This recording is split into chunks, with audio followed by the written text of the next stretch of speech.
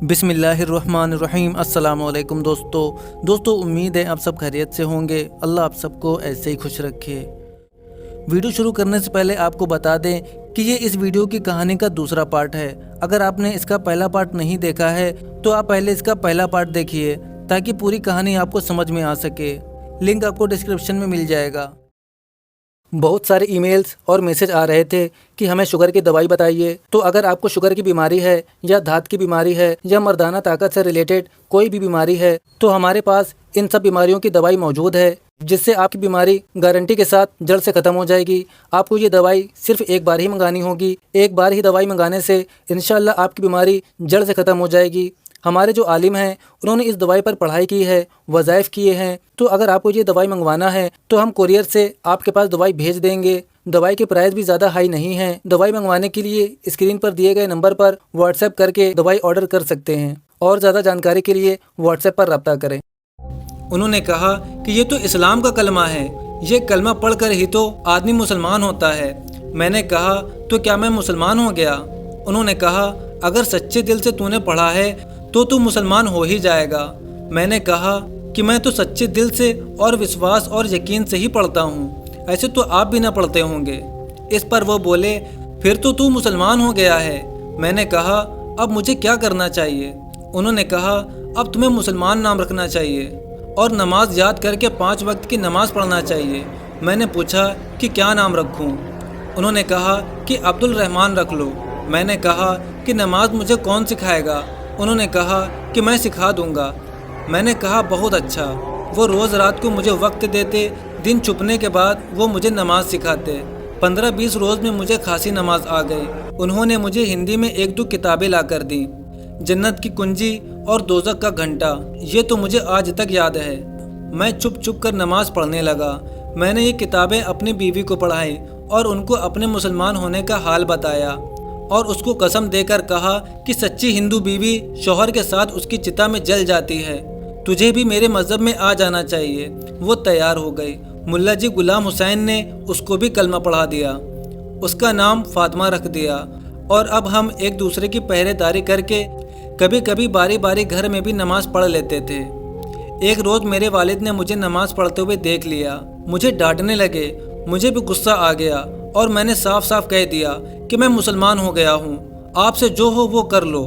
उन्होंने भाइयों के साथ मिलकर मुझे बहुत मारा और मैं घर से भाग गया। उसके बाद में मैं 30 रोज़ घर से बाहर रहा। मैं दिल्ली चला गया और मेरा ख्याल था कि बस यहाँ कोई रोज़गार देख लूँगा। मेरे वालिद साहब 5-6 लोगों को लेकर फलत पहुँचे और कलीम साहब से मेरा पता मांगा। उन्होंने ला इल्मी का इजहार किया मगर उनको यकीन ना आया।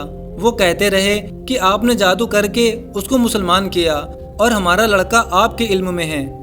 अगर परसों तक वो ना आया तो हम थाने में रिपोर्ट कर देंगे। कलीम साहब बहुत परेशान हो गए। उनको समझाया कि मेरी तो उसके साथ मुलाकात भी नहीं हुई। मैंने आपके साथ भला किया और आप उसका ये बदला दे रहे हैं। मुझे तो ये भी मालूम नहीं कि वो मुसलमान हो गया है। मगर उन्होंने एक भी ना सुनी और बदतमीजी से धमकी देकर वापस आ गए। न जाने क्यों मेरा दिल दिल्ली में बहुत घबराया। मेरे दिल में शदीद तकाजा हुआ कि फलत जाऊं और मोहम्मद कलीम सिद्दीकी साहब से मिलूं। रात गुजारना मुश्किल हो गया। मजबूरन स्टेशन पहुंचा।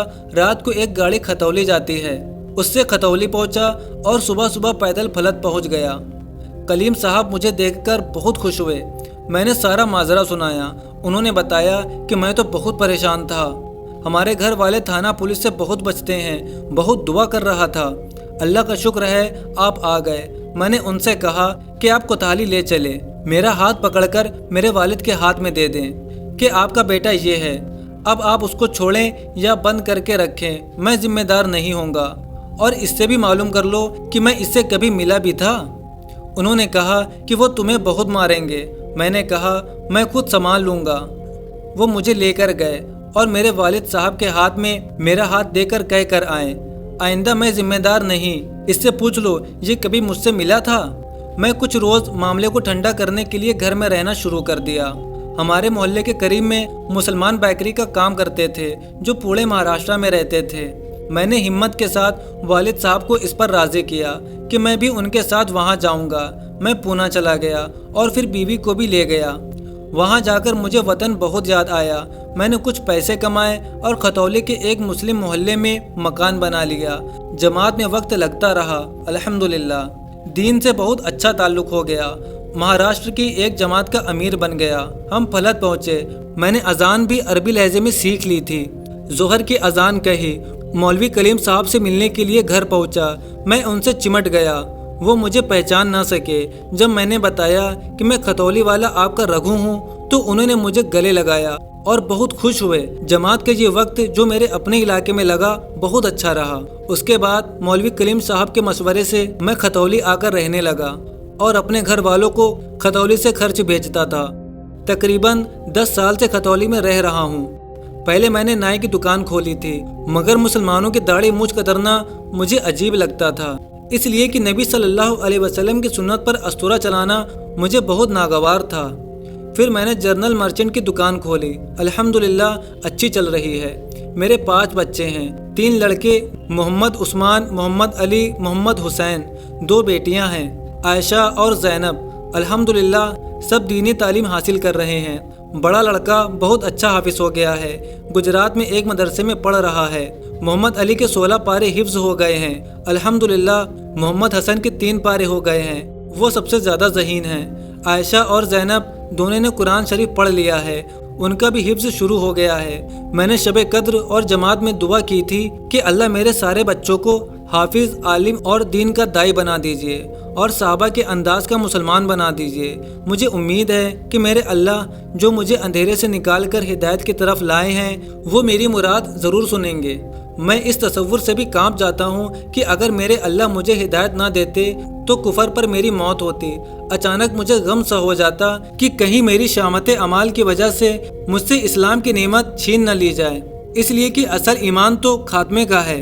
मैं इस तसव्वुर से कांपकर अक्सर सजदे में गिर जाता हूँ और दुआ करता हूँ कि किसी को हदिया देकर वापस लेने वाला इंसान ऐसा है जैसा उल्टी करके चाटने वाला। आप तो करीमों के करीम हैं। आपने मेरी ख्वाहिश के बगैर मुझको हिदायत दे दी। मेरा खात्मा भी ईमान पर कीजिएगा। मुझे उम्मीद है कि मेरा अल्लाह मेरा खात्मा ईमान पर फरमाएगा इंशाअल्लाह। तो दोस्तों ये थे रघु, जिसे अल्लाह ने कहां से और कैसे हिदायत दे दी। जब हिदायत की हवा चलती है तो रास्ते खुद ब खुद बनते जाते हैं। अल्लाह ताला से दुआ है कि अल्लाह ताला हमें भी दीन पर चलने की तौफीक अता फरमाए और हमें भी हिदायत अता फरमाए। दोस्तों आपको ये रघुबीर सिंह की कहानी कैसी लगी हमें कमेंट करके ज़रूर बताएं और इसे ज़्यादा से ज़्यादा शेयर करें। अब मिलते हैं आपसे एक और रिवर्ट मुस्लिम की स्टोरी के साथ। तब तक के लिए अपना बहुत सारा ख्याल रखें। अस्सलामु अलैकुम वरहमतुल्लाहि वबरकातुहू। बहुत सारे ईमेल्स और मैसेज आ रहे थे कि हमें शुगर की दवाई बताइए। तो अगर आपको शुगर की बीमारी है या धात की बीमारी है या मर्दाना ताकत से रिलेटेड कोई भी बीमारी है तो हमारे पास इन सब बीमारियों की दवाई मौजूद है, जिससे आपकी बीमारी गारंटी के साथ जड़ से ख़त्म हो जाएगी। आपको ये दवाई सिर्फ एक बार ही मंगानी होगी। एक बार ही दवाई मंगाने से इंशाल्लाह आपकी बीमारी जड़ से ख़त्म हो जाएगी। हमारे जो आलिम हैं उन्होंने इस दवाई पर पढ़ाई की है, वज़ाइफ किए हैं। तो अगर आपको ये दवाई मंगवाना है तो हम कुरियर से आपके पास दवाई भेज देंगे। दवाई के प्राइस भी ज़्यादा हाई नहीं है। दवाई मंगवाने के लिए स्क्रीन पर दिए गए नंबर पर व्हाट्सएप करके दवाई ऑर्डर कर सकते हैं और ज़्यादा जानकारी के लिए व्हाट्सएप पर रब्ता करें।